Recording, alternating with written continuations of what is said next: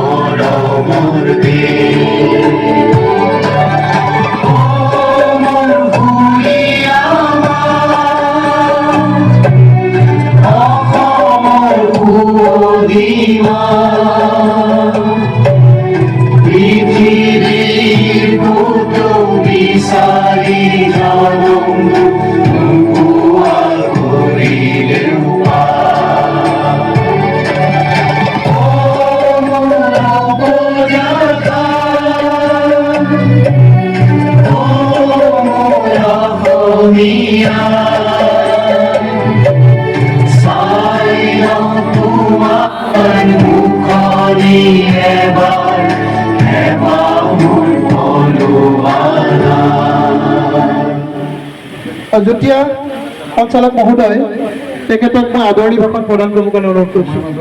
আজি উপস্থিত অতি আদৰণীয় আৰু মাননীয়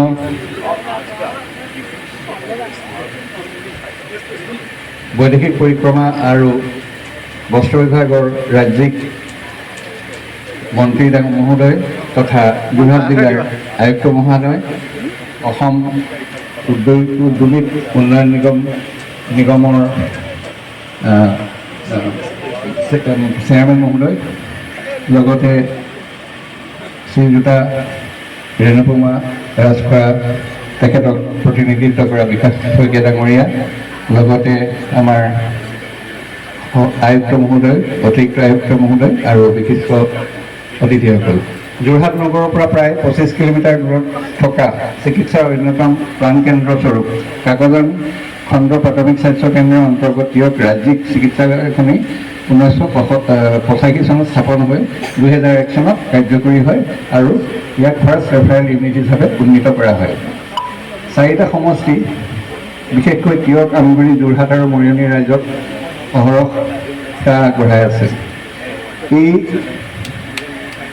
হাস্পতালখনিতে প্ৰায় 5,000 প্ৰসূতি অস্ত্ৰোপচাৰ ইতিমধ্যে সম্পন্ন হৈ গৈছে আৰু 10,000 প্ৰসৱ হৈ গৈছে। বিভিন্ন ধৰণৰ ইয়াত বিভিন্ন ধৰণৰ ৰোগৰ চিকিৎসাও কৰা হৈছে আৰু আজি চিকিৎসালয়খনিত প্ৰধানমন্ত্ৰীৰ ৰাষ্ট্ৰীয় ডায়েলিচিছ ইউনিটৰ অধীনত NSM আৰু এপলো ডায়েগনচিছ ক্লিনিকৰ সহযোগত এই ডায়েলিচিছ কেন্দ্ৰটো উদ্বোধন কৰিবলৈ আমাৰ মাননীয় মন্ত্ৰী মহোদয়ে কৰিলে আৰু আমাৰ এই ৰাইজৰ বহুত আশা পূৰণ কৰিব।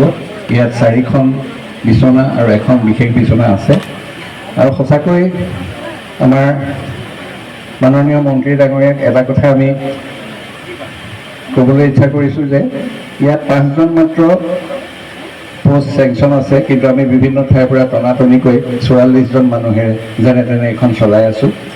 ছাৰে যদি এই বিষয়ত নতুন চেংচন পোষ্ট দিয়ে বিভিন্ন বিভাগৰ, এতিয়া আমাৰ খুব ভাল হয়। চাবলৈ গ'লে ইয়াত SDM যিজন আছে ইনচাৰ্জ, SDM যিজন ইনচাৰ্জ আছে সেইজন ইতিমধ্যে অন্য এখন চৰাইদেউ জিলাৰ পৰা আমি টানি টুনি আনি ইয়াত থৈছোঁ, কিন্তু ইয়াত ছিনিয়ৰ মানুহ বহুত কম। আৰু এজন তিয়ক কাকজান প্ৰাথমিক স্বাস্থ্য কেন্দ্ৰৰ যিজন SDM সেইজন ছিনিয়ৰ ইয়াত আছে। গতিকে এনেধৰণৰ সমস্যা আছে, বিভিন্ন বিভাগৰ আমাক লাগে, সেইখিনি কৰিলে খুব ভাল হয়। আৰু ইয়াকে এই বস্তুটো ছাৰে এইখিনি যদি ভালকৈ অকণমান মন দি কামখিনি কৰে, ছাৰ এই ঠাইটো বহুত উন্নতি হ'ব। আৰু তিয়ক এফাইৰে যথেষ্ট 4টা সমষ্টিৰ যথেষ্ট অঞ্চলত এটা প্ৰভাৱ বিস্তাৰ কৰি ইয়াত সেৱা আগবঢ়াই আহিছে। ইয়াকে কৈ মই আজি আমাৰ মহামন্ত্ৰী ডাঙৰীয়াক আদৰণি ভাষণ দি তেখেতক মই ধন্যবাদ জনাইছোঁ আমাৰ ইয়াত অহাৰ কাৰণে কৃতাৰ্থ হৈছোঁ। ধন্যবাদ।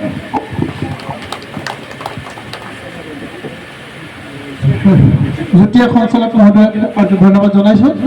আপোনাক সকলোৱে জানে আজি যথেষ্ট গৰম, গতিকে আমি বিশেষ দীঘলীয়া নকৰোঁ।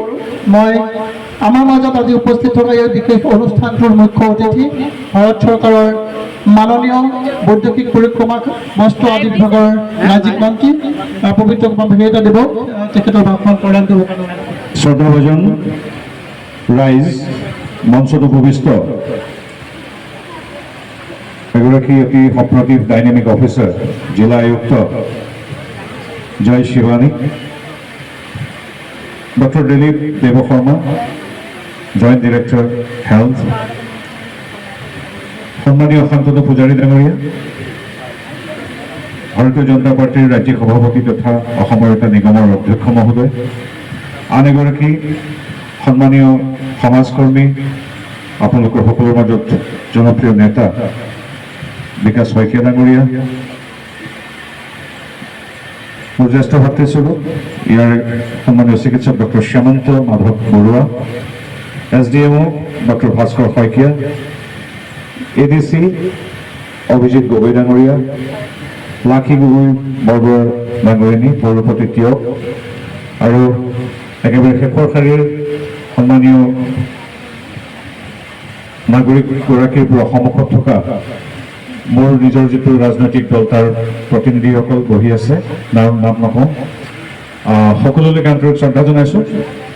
আৰু আজি মোৰ গৌৰৱেৰে জনাবলৈ পাই সুখী হৈছোঁ যে এতিয়াৰ পৰা আমাৰ হেম'ডায়েলিচিছৰ বাবে যোৰহাটলৈ বাট কৰি পাব নালাগে। এতিয়া আমাৰ বৃক্ক ৰোগীসকলৰ ডায়েলিচিছৰ কাম সম্পূৰ্ণ আধুনিক বিজ্ঞানসন্মত পদ্ধতিৰে আমাৰ এই চিকিৎসালয়তে তিয়ক এফআইআৰতে সমাপন হ'ব। গতিকে আজি কিছু সময়ৰ আগতে আপোনালোকৰ শুভাশীষেৰে আপোনালোকৰ উপস্থিতিত, আমাৰ সন্মানীয় অতিথিসকলৰ উপস্থিতিত মোৰ সৌভাগ্য হ'ল যে আমি তিয়ক এফআইআৰ হেম'ডায়েলিচিছ উদ্বোধন কৰোঁ। 4খন বিচনা আছে ইয়াত, আৰু 4খন বিচনাত মই আজি প্ৰায় এসপ্তাহৰ আগতে নাজিৰাত 3খন বিচনাযুক্ত হেম'ডায়েলিচিছ ইউনিট উদ্বোধন কৰিছিলোঁ, আৰু তাত প্ৰতিদিনে 2টা চিফ্টত 6জনকৈ, ইয়াত কিমান 8জনকৈ, ইয়াত 2টা চিফ্টত 8জনকৈ, সৰ্বমুঠ 2টা চিফ্ট আৰু 8জন, প্ৰতিদিনে 8জনকৈ ব্যক্তিক ইয়াত আমাৰ সেৱা আগবঢ়োৱা হ'ব। গতিকে 3টা কাৰণ, এই কাৰণকেইটা হ'ল মই আপোনালোকৰ পৰা আপোনালোক জনাব বিচাৰিছোঁ যে আমাৰ যিটো তিয়ক এফআইআৰ জইণ্ট ডিৰেক্টৰৰ পৰা আমাৰ শ্যামন্ত দালৈকে বা আমাৰ নাৰ্ছগৰাকীৰ পৰা আমাৰ যিসকল ইয়াত ঠিকাভিত্তিক আছে অস্থায়ী লোক, তেওঁলোকলৈকে যিটো তিয়ক এফআইআৰ তেখেতসকল, আৰু এই গোটেই কামবিলাক সন্মুখৰ পৰা নেতৃত্ব দিয়া অসমৰ মাননীয় মুখ্যমন্ত্ৰী ডক্টৰ হিমন্ত বিশ্ব শৰ্মাদেৱ, অৱধাৰিতভাৱে স্বাস্থ্যমন্ত্ৰী সিঙাল ডাঙৰীয়া, আৰু এই গোটেই যিটো প্ৰকল্প সমগ্ৰ ভাৰততে কন্যাকুমাৰীৰ পৰা কাশ্মীৰলৈকে, গুজৰাটৰ পৰা অৰুণাচললৈকে আমাৰ তিয়ককে ধৰি এই কামখিনি যে হ'ব লাগে, কোনোবা এজন ব্যক্তিয়েতো প্ৰথম চিন্তা কৰিছে, সেইগৰাকী ব্যক্তি হ'ল নৰেন্দ্ৰ মোদী ডাঙৰীয়া। গতিকে আপোনালোকে এটা হাত চাপৰিৰে এই পবিত্ৰ স্থানৰ পৰা শুভেচ্ছা শুভাশীষ দিয়ক। ৰাইজ যেতিয়া এইখন এখন সমাজ, ৰাইজ, গতিকে ৰাইজে আশীষ দিয়াৰ শক্তি থাকে। আপোনালোকৰ আশীষ লাগে যাতে 11 বছৰ দুদিন আগতে সম্পূৰ্ণ কৰা নৰেন্দ্ৰ মোদীদেৱক প্ৰকৃতিয়ে, ঈশ্বৰে তথা আই ভাৰতীয় শক্তি দিয়ে, দেশখনৰ বাবে যাতে আৰু কাম কৰি যাব পাৰে। তদ্ৰূপ আমাৰ অসমৰ মাননীয় মুখ্যমন্ত্ৰী মহোদয়ে যাতে আপোনালোকৰ আশীষ ধন্য হৈ আৰু আগুৱাই লৈ যাব পাৰে অসমৰ প্ৰতিটো প্ৰান্তৰ দৰে আমাৰ টিয়ককো এই হিচাপতে টিয়কৰ সন্মানীয় বিধায়িকা ৰেণুপমা ৰাজখোৱা ডাঙৰীয়ানী আৰু আমাৰ জিলা সভাপতিৰ পৰা আয়ুক্তলৈকে সকলোকে মই ব্যক্তিগতভাৱে ধন্যবাদ জনাইছোঁ সমগ্ৰ ভাৰতবৰ্ষতে কিন্তু এইটো হৈছে ডায়েলিচিছ কৰিবৰ কাৰণে আজিৰ পৰা মাত্ৰ কেইটামান দিনৰ আগতে মানুহ হয় গুৱাহাটীলৈ যাবলগীয়া হৈছিল নহয় ডিব্ৰুগড়লৈ যাবলগীয়া হৈছিল কিন্তু আজি আমাৰ টিয়কতো এফআৰইউ এই ব্যৱস্থা উপলব্ধ কথাটো ইমান সহজ কথা নাছিল আজি কিছুদিনলৈকে গতিকে এইবিলাকেই হ'ল পৰিৱৰ্তন এইবিলাক পৰিৱৰ্তন আমি আগতে দেখা নাছিলোঁ কল্পনা কৰিব পৰা নাছিলোঁ যে টিয়কতো যে ইমান উচ্চ মান বিশিষ্ট এপলৰ সাজবাব আৰু প্ৰযুক্তি আমাৰ টিয়কৰ এই ভিতৰুৱা অঞ্চলতো উপলব্ধ হ'ব গতিকে এই যাত্ৰা আমাৰ সদায় অব্যাহত থাকিব 11 বছৰ কালি মই এই অনুষ্ঠানটো ইমান এটা শুভ আৰু সুন্দৰ আৰু গুৰুত্বপূৰ্ণ অনুষ্ঠান মোক আমাৰ ইয়াৰ স্থানীয় নেতৃবৃন্দ চৰকাৰৰ সৈতে জড়িত ব্যক্তিসকল তথা আয়ুক্ত মহোদয়ে কেতিয়াবাই কৈছিল মই আজি কালি মাজনিশা ছিকিমৰ পৰা আহি পাইছোঁ আৰু পোনপটীয়াকৈ গুৱাহাটীৰ পৰা আহি অকল এই অনুষ্ঠানটোৰ বাবে আহি উপস্থিত হৈছোঁহি কাৰণ এইটো স্বাস্থ্যখণ্ডলৈ এটা অতি গুৰুত্বপূৰ্ণ সেৱা আপোনালোকে সদায় আমাৰ যিটো আমাৰ চিকিৎসালয়খনৰ কৰ্মচাৰী আৰু চিকিৎসকসকলক নিজৰ আপোন মানুহ বুলি যিদৰে সদায় লগত লৈ ৰাখিছে ঠিক তেনেদৰে ভৱিষ্যতৰ দিনবিলাকতো আমাৰ নিৰৱচ্ছিন্নভাৱে সমৰ্পিতভাৱেৰে ৰাইজক সেৱা কৰা স্বাৰ্থবিহীন আমাৰ চিকিৎসক আৰু চিকিৎসক গোটটোক আপোনালোকে সদায় সহযোগ কৰি যাব কৰি আহিছেই সাংস্কৃতিকভাৱে টিয়ক সদায় আগবঢ়া সামাজিকভাৱে টিয়ক সদায় আগবঢ়া গতিকে টিয়কৰ ৰাইজে সামাজিক সাংস্কৃতিক অনুষ্ঠান কিদৰে সুন্দৰকৈ ৰাখিব লাগে সেই কথা নতুনকৈ কোৱাৰ প্ৰয়োজন নাই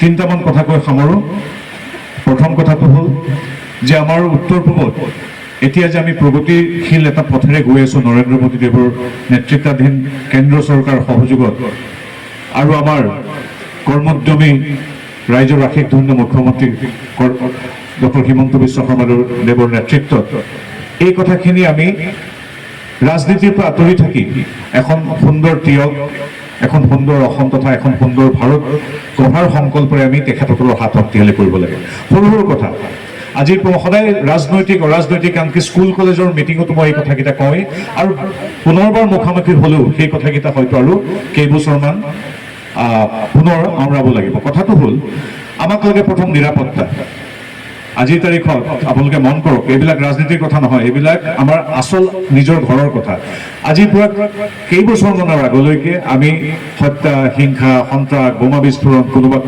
কাৰোবাক আটক কৰি লৈ গ'ল কোনোবা মানুহ নিখোজ হৈ গ'ল এইবিলাক ঘটনা ঘটিছিল উগ্ৰপন্থাৰ কথা সমগ্ৰ ভাৰতত আলোচিত হৈছিল কিন্তু আজিৰ তাৰিখত উগ্ৰপন্থা ইয়াত নাই বিগত বছৰত এজনো মানুহ উগ্ৰপন্থীৰ গুলীত মৃত্যু হোৱা নাই এইটো বৰ ডাঙৰ কথা সৰু কথা নহয় এইটো মানুহটো মানুহেই কাজিৰঙাৰ গড়কেইটাও আজি সুৰক্ষিত এই কথাকে এজিপি বিজেপি কংগ্ৰেছ কমিউনিষ্ট এইবিলাক নহয় কথা সত্য আগতে আমি পেপাৰ মেলিলেই দেখোঁ কি বোলে কাজিৰঙাত দুটা গড়ৰ চোৰাং চিকাৰীৰ হাতত মৃত্যু হয়নে নহয় আজিৰ তাৰিখত সেই সংখ্যা শূন্যৰ ফালে গৈ আছে অসমত বন্ধ পিকেটিং হৰতাল আজি নাই আগতে কি 25 ঘণ্টা বন্ধ 100 ঘণ্টা বন্ধ মই দেখিছোঁ যে নিৰ্দিষ্ট কিছুমান এলেকাত 1000 ঘণ্টা পৰ্যন্ত বন্ধ আহ্বান কৰা হৈছে আজিকালি সেইবিলাক নাই 1.5 লাখ চাকৰি হ'ল ক'তো এখন তামোল খোৱাৰ অভিযোগ নাই হয়নে নহয় কথাখিনি আজিৰ তাৰিখত হিমন্ত বিশ্ব শৰ্মা মুৰ্দাবাদ বুলি কোৱা ব্যক্তি এজনে কিন্তু এটা চাকৰি পায় যদিহে তেওঁৰ মেধা শক্তি সম্পন্ন মই সেইটো ক'বলৈ কোৱা নাই কাৰণ সেইটো আমাৰ এটা নেতিবাচক কথা মই সেইকাৰণে অনুপ্ৰিয়াইছোঁ যে সদায় যাতে আমি তেনেধৰণৰ যুগনায়ক মোদী ডাঙৰীয়া বা আমাৰ অগ্ৰগামী অসমৰ যিগৰাকী বাটকটীয়া ডক্টৰ হিমন্ত বিশ্ব শৰ্মা তেওঁলোকক চিৰদিন চিৰকাল জিন্দাবাদ বুলি কোৱাটো আমাৰ আচলতে কৰ্তব্য প্ৰতিগৰাকী নাগৰিকৰ আমি যি ৰাজনৈতিক দৰ্শনতে বিশ্বাস নকৰোঁ কিয় এতিয়া ডোনাৰ বুলি এটা মন্ত্ৰালয় আছে ডোনাৰ আমাৰ নৰ্থ ইষ্টৰ কাম উত্তৰ পূবৰ কামবিলাক কৰিবৰ কাৰণে আমি কেতিয়াবা গমেই নাপাওঁ সন্মুখৰ ৰাস্তাটো এই ডোনাৰ মন্ত্ৰালয় বনাইছে সাজিছে হয়তো আমাৰ এই হস্পিটেললৈ কেইদিনমানৰ পিছত ডোনাৰ মন্ত্ৰালয়ৰ পৰা ধন আহিব পাৰে এই ডোনাৰ মন্ত্ৰালয়টো উত্তৰ পূবৰ উন্নয়নৰ বাবে বিশেষভাৱে অটল বিহাৰী বাজপেয়ীদেৱে তেখেতৰ যেতিয়া নেতৃত্বত কেন্দ্ৰীয় চৰকাৰ আছিল তেতিয়া আৰম্ভ কৰিছিল 14 চনত যিমান বাজেট আছিল এতিয়া ডোনাৰ মন্ত্ৰালয়ৰ বাজেট 408% বৃদ্ধি পাইছে এইটো কম কথা নহয় আগতে যদি আছিল 2000 মই সংখ্যাটো এনে কৈছোঁ এতিয়া তাতকৈ 400% বৃদ্ধি পাইছে এইবিলাক হ'ল উন্নয়নৰ কথা। ৰেল লাইন যে বহায়, ৰেল লাইনৰ সংখ্যা আজিৰ তাৰিখত 2.5 গুণ বৃদ্ধি পাইছে। আগতে উত্তৰ পূৰ্বাঞ্চলত জলপথ আছিল এটা, এতিয়া জলপথ হ'ল 20টা। কাৰণ আনকি ৰাজপথ যেনেকৈ থাকে, ব্ৰহ্মপুত্ৰখনো বৰাকৈ জলপথ বুলি গণ্যই কৰা হোৱা নাছিল। আমি নৈ আৰু নদ নদীৰ ফালৰ পৰা চহকী ৰাজ্য, কিন্তু আজিৰ তাৰিখত মোদী ডাঙৰীয়াই ঘোষণা কৰিছে আমাৰ তাত ৰাষ্ট্ৰীয় জলপথ 20টা আছে। ডিজিটেল কানেক্টিভিটি, অৰ্থাৎ আমি যে মোবাইলটোত ফটকে এতিয়া চাই আছোঁ কিবা এটা ফেচবুকত, পৃথিৱীৰ ভিতৰত আটাইতকৈ কম খৰচী ইণ্টাৰনেটৰ যিবিলাক ডাটা ভাৰতত। আজিৰ তাৰিখত প্ৰত্যন্ত এখন ভিতৰুৱা গাঁৱতো আজিৰ তাৰিখত ইণ্টাৰনেট উপলব্ধ। যেনেকৈ ডিজিটেল কানেক্টিভিটি বুলি যাক কোৱা হয়, ঠিক সেইদৰে ৰোড কানেক্টিভিটি আছে। আমাৰ এই ৰাস্তাটোত বহু বিভিন্ন কাৰিকৰী কাৰণ ইত্যাদিৰ বাবে সম্পূৰ্ণ হোৱা নাছিল, কিন্তু এতিয়া আপোনালোকে জানে যে নিৰ্দিষ্ট সময়ৰ ভিতৰত আমাৰ এই মূল যিটো ৰাজপথ, আমাৰ যিটো যোৰহাটৰ পৰা ধৰি হ'ল ডিব্ৰুগড় মৰাণলৈকে, এই ৰাজপথটো নিৰ্দিষ্ট সময়ৰ ভিতৰত সম্পূৰ্ণ হ'ব বুলি 3গৰাকী ঠিকাদাৰক ইতিমধ্যে কাম ভাগ বতৰা কৰি মুখ্যমন্ত্ৰী তথা কেন্দ্ৰীয় মন্ত্ৰীয়ে নিজে নিৰীক্ষণত ৰাখিছে যাতে আমাৰ এই 4 লেনটো সম্পূৰ্ণ হয়। ৰোড কানেক্টিভিটি, আজিৰ তাৰিখত তাৰ সমান্তৰালভাৱে অলপ দূৰ গ'লে ধুধুৰালিটো নিৰ্মাণ হৈ আছে, গাঁৱৰ ৰাস্তা আজি নিৰ্মাণ হৈ আছে।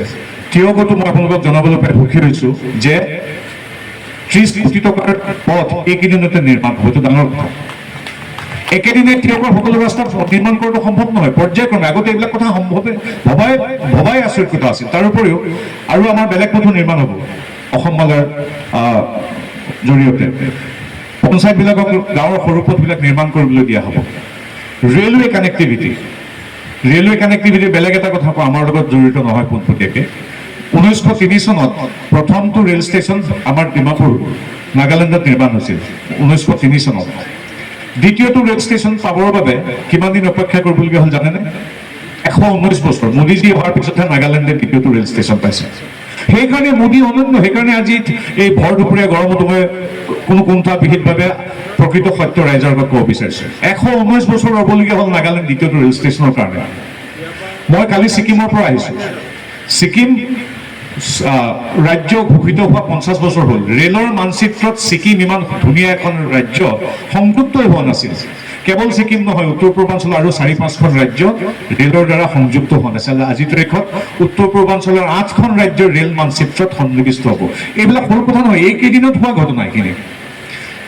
যি আগতে কি আছিল, আগতে গাঁৱৰ ভিতৰৰ কোনোবা অসমীয়া দোকানী বা ব্যৱসায়ীও প্ৰাণৰ মমতাত ভয় ভাবুকিৰ বাবে আগতে, এইটো তিয়কতো হৈছে কিজানি বহুত ঠাইত, গাঁও এৰি গুচি যাবলগীয়া হৈছিল। তিয়কতো হৈছে তেনেকুৱা ঘটনা। কিন্তু আজিৰ তাৰিখত তাৰ বিপৰীতে 4,91,000 কোটি টকালৈ বিনিয়োগকাৰী অসমত আহিছে। তিয়কে হওক বা ধুবুৰীয়ে হওক, যে বিনিয়োগ কৰিম অসমত। অসমখন আজি আগবাঢ়ি গৈছে। মাত্ৰ এটা প্ৰকল্পত 27,000 কোটি টকা বিনিয়োগ হৈছে। অৰ্থাৎ ইয়াৰ দ্বাৰা এইটোৱে ক'ব বিচাৰিছোঁ যে আজিৰ তাৰিখত অসমখন সলনি হৈছে। 1.5 লাখ চাকৰি ক'তো এখন তামোল খোৱা নাই, এইটো কম কথা নেকি? আগতে ইন্দিৰা আৱাস যোজনাৰ ঘৰটো সদায় আধা দেখে, কাৰণ তাত মধ্যভোগীয়ে, কোন মধ্যভোগী মই নকওঁ কাৰণ এইটো এখন ৰাজনৈতিক সভা নহয়। মধ্যভোগীয়ে এগৰাকী এটা দুখীয়া পৰিয়ালৰ পৰা তাৰ পৰা আহি যি 60,000 টকা পায়, তাৰে 20-25,000 টকা চান কাঢ়ি থয়।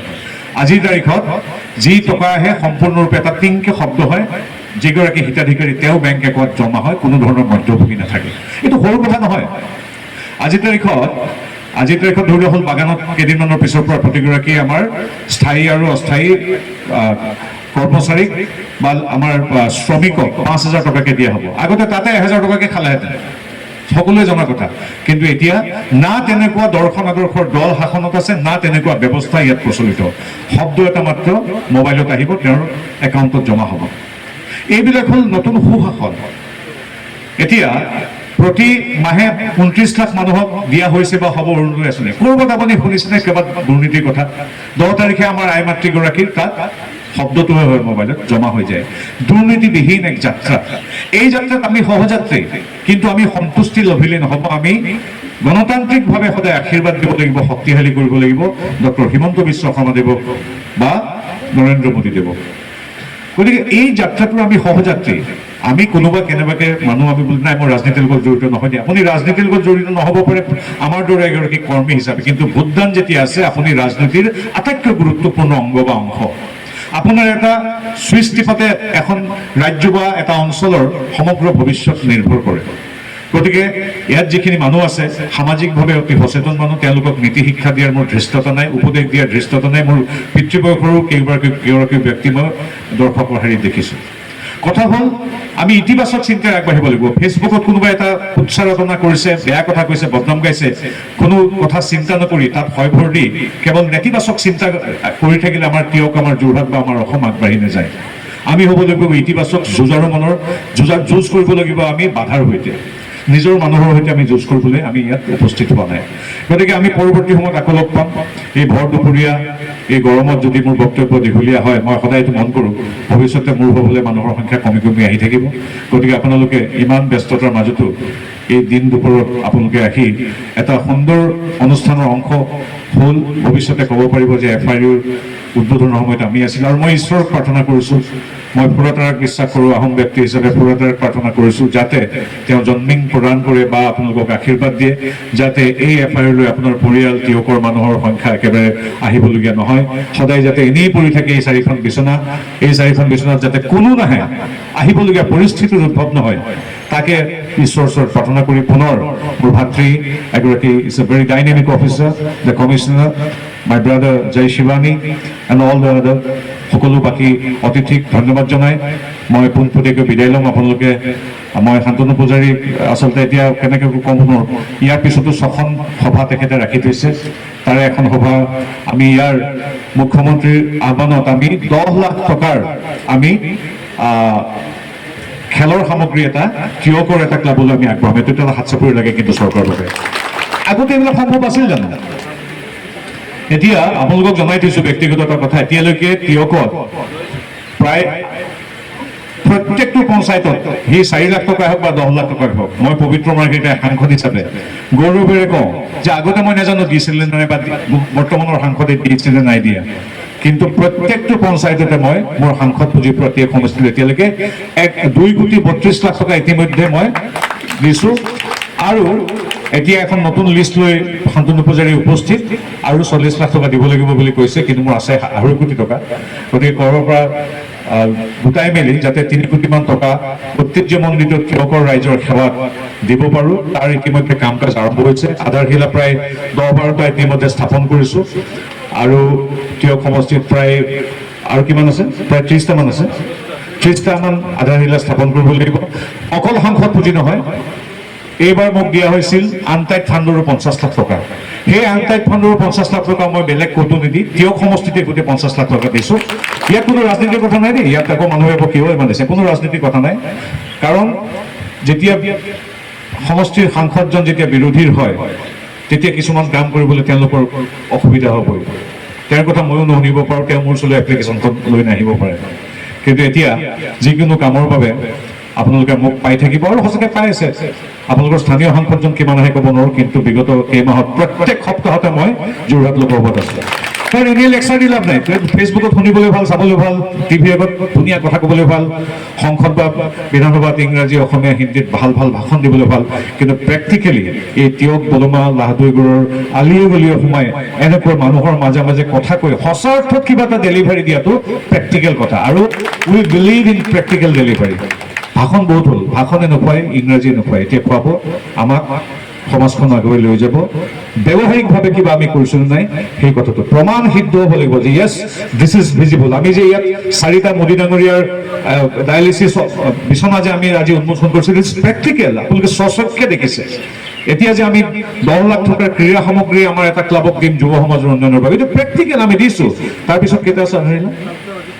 আজি 3টা আধাৰশিলা আছে ৰক্ষা, 3টা আধাৰশিলা যে কৰিছোঁ, তাত 6 মাহৰ পিছত আপুনি স্বচক্ষে দেখিব, these are the practical things, চকুৰে দেখিব লাগিব। কথাত আজিকালি সমাজ নচলে, মোৰ তিয়ক নচলে। এইখিনি কৈ আপোনালোকক ধন্যবাদ জনাই মোৰ ভাতৃ এগৰাকী অন্যতম জনপ্ৰিয় যুৱ নেতা, 4বাৰৰ বিধায়ক, কম নহয়, ৰূপজ্যোতি কৰ্মী, তেখেত আহিছে, তেখেতে আপোনালোকৰ এটা আশীৰ্বাদ ল'ব। তাৰপিছত মই তাৰ আগতে বিদায় ল'ম। ৰূপজ্যোতি ভাত খোৱা নাই এতিয়ালৈকে, তাৰপিছত বিদায় ল'ব লাগিব। আৰু ৰূপজ্যোতিক মই এটা কথাই ভাল পাওঁ যে আমাৰ কেতিয়াবা মঞ্চত কাৰোবাৰ ওপৰত যদি খং উঠি থাকে, আমি হয়তো নক'বও পাৰোঁ, বেয়া লাগি থাকিলে নক'ব পাৰোঁ, কিন্তু মই দেখিলোঁ সামাজিক জীৱনত ইমান স্পষ্টবাদী আৰু ষ্ট্ৰেইট ফৰৱাৰ্ড মানুহ খুব কম আছে। আমিতো অলপ জুখি মাখি কথা কওঁ। মই ভাবোঁ যে এনেকুৱা ষ্ট্ৰেইট ফৰৱাৰ্ড পেটত কোনো ধৰণৰ কপটতা নথকা অন্তৰৰ কথাখিনি কৈ দিয়া, কেতিয়াবা গালিগালাজ টাইপৰ পিছ মুহূৰ্তত সাৱটি ধৰি বন্ধুত্ব সুলভ ব্যৱহাৰ কৰা খুব কম ৰাজহুৱা জীৱনত ব্যক্তি আছে। তাৰ ভিতৰত এগৰাকী ব্যক্তি হ'ল খোলা মনৰ প্ৰেক্টিকেল মানুহ এটা হ'ল ৰূপজ্যোতি কৰ্মী। আপোনালোকে আশীৰ্বাদ দিব, ধন্যবাদ। আৰু মই কিন্তু এতিয়া পোনপটীয়াকৈ আপোনালোকৰ পৰা মই অনুমতি লৈ বিদায় মাগিছোঁ। আপোনালোকৰ পৰা ময়ো আশীৰ্বাদ বিচাৰিছোঁ। জয় তিয়ক, জয় অসম, বন্দে মাতৰম। বাবে আন্তৰিক ধন্যবাদ জ্ঞাপন কৰিছোঁ।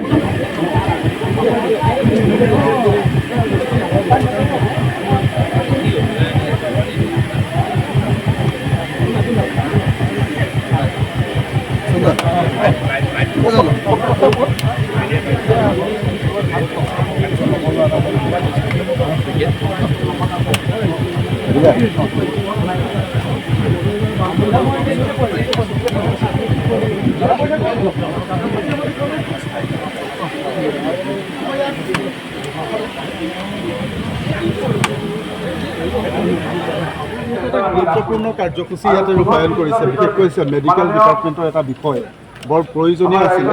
আজি সেইখিনি আপুনি ইয়াত সমাপন কৰিছে। গোটেই কথাখিনি কেনেকুৱা ধৰণে ইয়াত সুবিধা পাব, গোটেই কথাখিনি আজি এটা খুব গুৰুত্বপূৰ্ণ দিন আমাৰ যোৰহাট লোকসভাৰ সমষ্টিৰ প্ৰিয় অঞ্চলটোৰ স্বাস্থ্য কেন্দ্ৰৰ বাবে। আগতে বৃক্ষৰ ডায়েলিচিছৰ বাবে আমাৰ বৃক্ষজনিত ৰোগীসকল যোৰহাট ডিব্ৰুগড় পৰ্যন্ত যাবলগীয়া হৈছিল। এতিয়াৰ পৰা আমাৰ ইয়াত 4খন বিচনাযুক্ত এটা অত্যাধুনিক ডায়েলিচিছ চেণ্টাৰ প্ৰধানমন্ত্ৰী যি প্ৰকল্প তাৰ অধীনত আজি ইয়াত উদ্বোধন কৰাৰ মোৰ সৌভাগ্য হয়। ইয়াত আইচলেশ্যন ৰুম আছে, ইয়াত নিৰ্দিষ্ট সংখ্যক মেচিনৰ লগতে 4খন বিচনাৰ সৈতে এটা সম্পূৰ্ণ আধুনিক প্ৰযুক্তি সম্বলিত এক ডায়েলিচিছ চেণ্টাৰ আজি উদ্বোধন কৰি এতিয়াৰ পৰা আমাৰ ৰোগীসকল দূৰলৈ যাব নালাগে, ইয়াতে সেৱা লাভ কৰিব। আৰু মই অৱশ্যে প্ৰাৰ্থনা জনাইছোঁ যাতে আমাৰ কোনো ৰোগী ইয়ালৈ আহিবলগীয়া এটা পৰিস্থিতি কেতিয়াও নহয়। ইয়াত আমি দেখিছোঁ যে আমাৰ হস্পিটেল অতি গুৰুত্বপূৰ্ণ। যোৰহাট চিভিল হস্পিটেলৰ পিছত চিকিৎসা মন্দিৰৰ পিছত কিয় প্ৰতিদিনে 100 পৰা 200 লোক ইয়াত আহে। আৰু ইয়াত স্বাস্থ্যকেন্দ্ৰত আমাৰ ইমান গভীৰ আস্থাৰ বিশ্বাস আছে যে ইয়াত প্ৰসূতিসকলৰ 100% ইয়াত তেখেতসকলে সুচিকিৎসা আৰু সেৱা লাভ কৰে। ইয়াত যি আছে আমি ইতিমধ্যে জিলা আয়ুক্ত আৰু আমাৰ শীৰ্ষ বিভাগৰ লগত আমি আলোচনা কৰিছোঁ আৰু পৰ্যায়ক্ৰমে মাননীয় মুখ্যমন্ত্ৰী মহোদয় স্বাস্থ্য তেনেধৰণৰ কম বেতন থকা কিছু কণ্ট্ৰেকচুৱেল আমাৰ কৰ্মচাৰী কেৱল থিয়'গ্ৰাফাৰী নহয়, সিদিনা মই নাজিৰা পাইছোঁ, গতিকে তেনেধৰণৰ আছে। আৰু এই ক্ষেত্ৰত চৰকাৰ আৰু ইয়াৰ সবিশেষ কি মই এতিয়া অধ্যয়ন কৰাৰ কাৰণে ইয়াৰ পৰা সেৱা লাভ কৰে। সেইকাৰণে মই আহিলোঁ দেখা দিবলৈ আপোনালোকক জয়সাই বক্তব্য ৰাখিলোঁ। সকলোকে সভাত উপস্থিত থাকি সভাৰ হস্ত বৃদ্ধি কৰাৰ লগতে আজি মাননীয় দেশৰ প্ৰধানমন্ত্ৰী নৰেন্দ্ৰ মোদী ডাঙৰীয়া আৰু মাননীয় মুখ্যমন্ত্ৰী ডক্টৰ হিমন্ত বিশ্ব শৰ্মা ডাঙৰীয়া এই ব্যৱস্থাপনাক আপোনালোকে হাত চাপৰিয়া শলাগ ল'লে। আপোনালোকক ধন্যবাদ আৰু বক্তব্য সামৰিছোঁ। ধন্যবাদ, নমস্কাৰ।